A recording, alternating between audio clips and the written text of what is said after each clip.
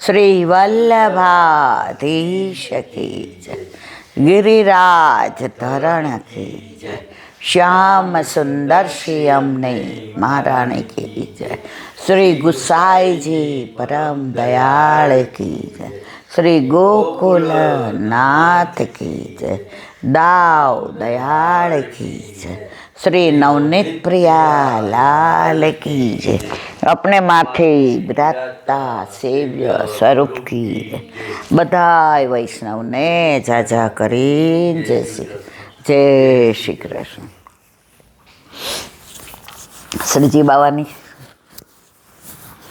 ઈચ્છા હશે, કૃપા કે આવી ઠંડીમાં ઓચિંતાનું તૃપ્તિનો ને આકાશનો બર્થડે એટલે અહીં આવવાનું થયું. આપણી ઈચ્છાથી તમે ક્યાંય નથી જઈ શકતા. આપણી ઈચ્છાથી તો એક શ્વાસ અંદર ગયો હોય ને એ બહાર નથી નીકળતો. ખરી વાત કે નહીં ખોટી? એ બેટા બધું અનુકૂળતા થઈ ગઈ, છોકરાઓની પરીક્ષાએ પતી ગઈ, આપણે પણ ક્યાંય પ્રોગ્રામ નથી, નહીં તો કોકને ત્યાં સત્સંગ હોય તો આપણે લોકો ના આવી શકીએ. જેને શ્રીજી બાવાએ કૃપા કરી ત્યારે આપણે અહીંયા આવ્યા રે. વલ્લભ પ્રભુએ કૃપા કરી ત્યારે નાથ દ્વારા બોલાવ્યા રે. એક તારો હાથ ઊંચો શ્રીનાથ, સૌને બોલાવતો ઊંચો કરી હાથ.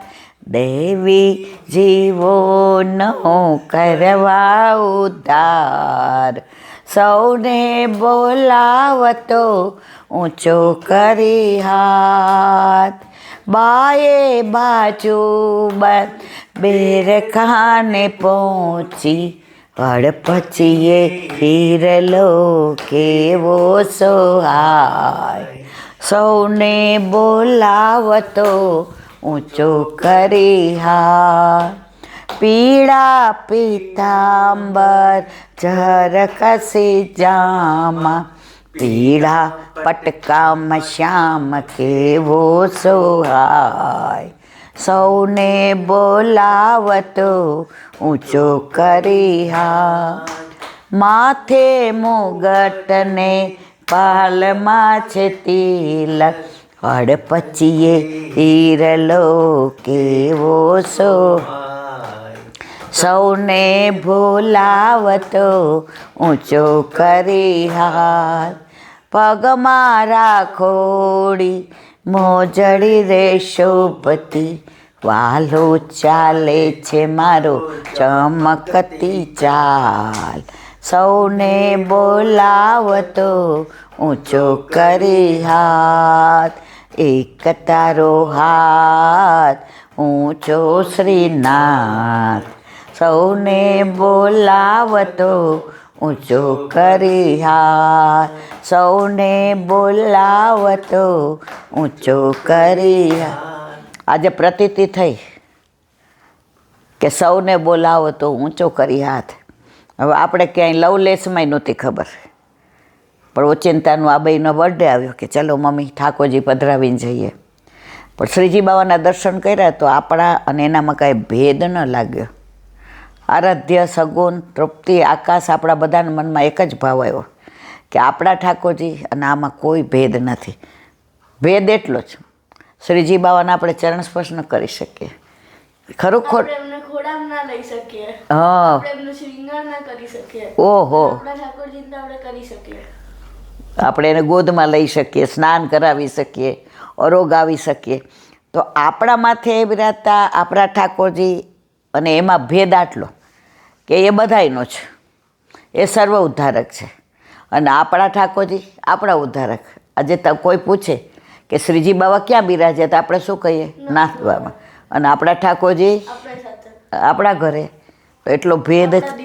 હા, તો આજે આપણે એ પ્રતીતિ કરી કે શ્રીજી બાબા આપણાથી દૂર અને આપણા ઠાકોરજી આપણા છે ને. હા, તારે કાંઈ કેવું છે તો કયો ને. કયો કયો શ્રી વલ્લભાધીશ કી જય. એ મૂકી દે. આપણને બધાને ખબર છે કે પેલા શ્રીનાથજી જતીપુરામાં બિરાજતા હતા, નાથદ્વારામાં નહીં. એ તો એ ટાઈમે ઔરંગઝેબ હતો. ઔરંગઝેબને શું હતું, આ તો હિન્દુસ્તાન છે, હિન્દુસ્તાન એટલે દુનિયાનો સૌથી અમીર જગ્યા, એટલે ત્યાં તો કેટલી વેલ્થ હશે, કેટલા પૈસા હશે. તો અગર આના પર કબજો કર્યો તો કેટલો અમીર થઈ જાવ. તો એ વિચારી સોચ્યું કે હવેથી હું હિન્દુસ્તાન પર ચડાઈ કરી. એની પાસે એની સેના તો બહુ હતી, પણ ઘણા એવા હતા જેણે ચેલેન્જ કર્યો ઇન્ડિયાના રાજાઓએ. તો પણ પછી એ છેવટે જતીપુરા પહોંચ્યા. તો જતીપુરામાં ભેગા થતા શ્રીનાથજી. તો પછી એમને ખૂબ લડ્યા અને પછી એમને વિજય પામી જતીપુરા પર. તો પછી થોડા દિવસ પછી ઉઠ્યા તો એમને કંઈ દેખાતું નહોતું. એમને સોચ્યું શું થયું, તો વૈદ્યોને બોલાયા. વૈદ્ય બોલે આ તો ખબર નહીં શું થયું તમને, આંખો કેમ વહી ગઈ, દ્રષ્ટિ કેમ જતી રહી, તમે કેમ નહીં દેખી શકતા, અમને કઈ રીતે ખબર. તો પછી એમને સોચ્યું કે હવે શું થશે. ત્યાં એમને યાદ આવ્યું હરેક સંતાનની જે પ્રોબ્લેમ્સ હોય, જેના રસ્તામાં જે વિઘ્ન વસ્તુ હોય, એ હંમેશા એની માં સુલઝાઈ શકે. તો એ એમની મમ્મી પાસે ગયા. એમણે કીધું કે મેં આવું થયું છે, તો કઈ રીતે આને સુલઝાવું. એમણે પૂછ્યું તે કઈ જગ્યાએ ચડાઈ કરી. તો ઔરંગઝેબે છેલ્લે કીધું છેલ્લે તો મેં જતીપુરા પર કરી છે. તો એમણે કીધું એટલે તને ખબર છે કે ત્યાં કોણ બિરાજે છે, ત્રિલોકના નાથ શ્રીનાથજી બિરાજે છે. તો પછી એમણે કીધું હા.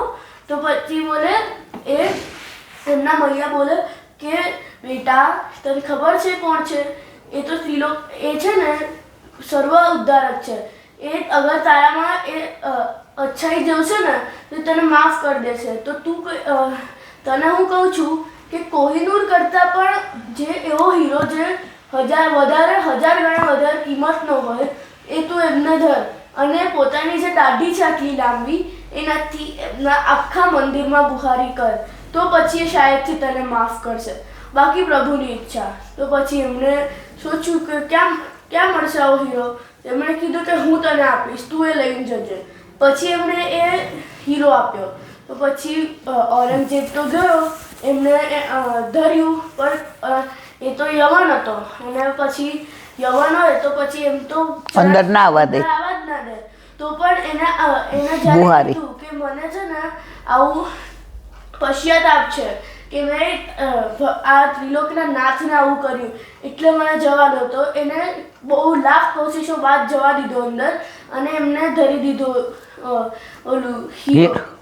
અને આખા મંદિરમાં એમને બુહારી કરી પોતાની દાઢીથી. પછી બીજા દિવસે એમને આંખો પાછી મળી ગઈ. તો એ પાછા ગયા દર્શન કરવા. પણ બીજી વાર તો ના જ કરવા દે, એકવાર તો કરવા દે, પણ આપણા ઠાકોરજી બીજી વાર તો કરવા જ ના દે. પછી એમને છેવટે દર્શન કરવા મળે. અને અત્યારે જે ઠાકોરજીનું ચીબુક છે, જે બહુ શાઇન કરે છે બ્રાઇટલી, તો એ છે ને એ ઔરંગઝેબે ધરાયેલું ચીબુક છે. અને આનાથી જેવી રસખાન પઠાણ છે, ઔરંગઝેબ છે, એનાથી ખબર પડે છે કે ઠાકોરજીના કોઈના રહેણ સહેણથી નહીં, પણ એની આત્માના સમર્પણથી ખબર પડે છે કે એ કેટલો ભક્તિવાળો છે, એ કયા જન્મમાં મારો ભક્ત બનશે, એનાથી ખબર પડે છે એમને. તો પછી જે એવું હોય ને તો ઠાકોરજી હંમેશા માફ કરે છે. વલ્લભની વાણી અને ભૂલ હોય મારી. બોલો વલ્લભાધીશ. વાહ દીકા વાહ Aaradhya, proud of you my son. આ ઠાકોરજી જો તારા ઉપર કેટલી કૃપા વરસાવે છે કે તને આટલી નાની ઉંમરમાં બધું કેવું ગમે છે, અહીંયા આવવું ગમે છે. સવારે ઠાકોરજીમાં મને એટલું બધું એણે ટેલ કરી, પીછવાય બધું એણે કરી દીધું. કારણ કે મારે તો હાથે આમ થતું નહોતું, લગાવ ભૂલી ગયા તો દોડતો એવા અંધારામાં લગાવ લેવા દોડ્યો. તો બસ મારા વાલા વલ્લભ, આપના ચરણારવિંદમાં એ જ વિનંતી કે ભવ એનો ભાવ વધતો રહે અને એ ક્યારેય અન્યાશ્રય ન કરે. તને બીજા ગમે? શ્રીજી બાવા સિવાય કોઈ ગમે? શ્રીજી બાવા સિવાય કોઈ? સુંડવાળા ગોપાલ. એને સ્કૂલમાં નહીં ઓલા ગણપતિની આરતી કરવાનું કીધું. તો એ કે મારો તો હાથ દુખે છે. પછી ઘરે આવી નાનો હતો 4 વર્ષ, એ કે બા ત્યાં સૂંઢવાળા ગોપાલ હતા. એટલે બસ કાયમ એની અન્યાશ્રય ન થાય, અસંગ દુસંગ ન લાગે અને આનાથી એની ભાવભક્તિ વધે એવા મારા શ્રીજી બાવાના ચરણારવિંદમાં વિનંતી. હવે નાથદ્વારા હોય કે વ્રજ હોય, દ્વારકા હોય કે બેઠકી હોય, સત્સંગ ના થાય ત્યાં સુધી ઠાકોરજી રાહ જુએ. કારણ કે જેવો સત્સંગ થાય એવા ઠાકોરજી અહીંયા આવીને બિરાજી જાય. અત્યારે મારો વાલો સાંભળે જ છે તો એ વ્યવસ્થા કરી દે છે. ગમે એટલા આપણે ક્યાંય પણ જઈએ તો આપણને એમ થાય આજે થશે કે નહીં થાય, પણ એની વ્યવસ્થા એ કરી દે છે. એની પ્રતીતિ આજે થઈ કે ઠાકોરજીને પહોંચી લીધું. હવે રાજભોગના દર્શન 11 સવા 11 જ, ત્યાં સુધી આપણે જેટલું મારો વાલો કરાવે એટલો સત્સંગ કરીએ. સત્સંગ કરવો આપણા બસની વાત નથી, બોલવું આપણા બસની વાત નથી. હમણાં જ મેં કીધું શ્રીજી બાવાએ કૃપા કરી ત્યારે એ કૃપા કરે. આરાધ્ય આટલો નાનો છે બરાબર, એ તો 5 વર્ષનો હતો ત્યારથી સત્સંગ કરે છે બરાબર.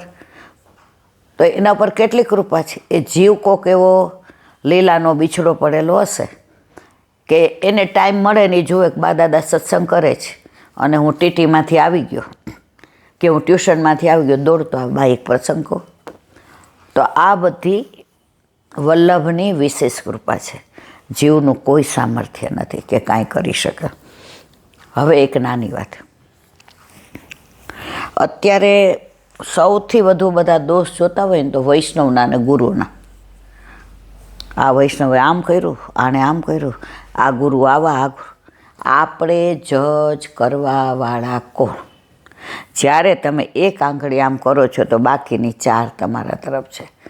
જ્યારે તમને તમારા દોષ દેખાય ને ત્યારે સમજી લેવું કે હવે ઠાકોરજીએ તમારા ઉપર દ્રષ્ટિ કરી છે. આજ સવારે હું કહેતી હતી કે મને આરતી થશે કે નહીં થાય. એક મિનિટ. તો